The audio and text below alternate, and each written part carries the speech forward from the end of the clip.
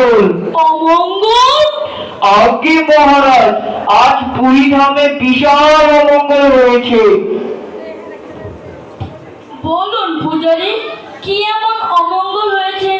এরপরে যাবে কোনো অমঙ্গলই হতে পারে না।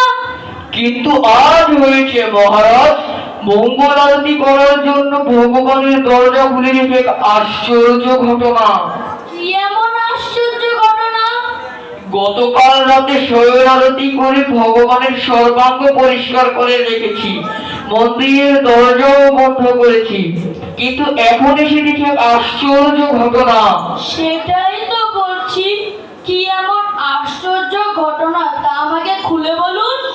মন্দিরে ঢুকেই দেখি জগমোহনের হাতে কাঁঠালের আঠা, এলোমেলো কাপড়, কিন্তু গলবস্ত্রহীন। গলবস্ত্র না পেলে তো বিশাল অনাচার হয়ে যাবে।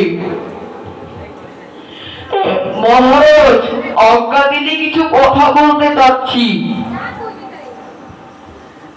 কি মাধব প্রভু, আপনি নির্ভয়ে বলুন। কাঁঠাল গাছের উপরে প্রভুর গলবস্ত্র। প্রভু আমাকে কাঁঠাল গাছে তুলতে গিয়ে ওখানেই প্রভুর গলবস্ত্র ফেলে গিয়েছে। ধন্য আপনি মাধব। জয়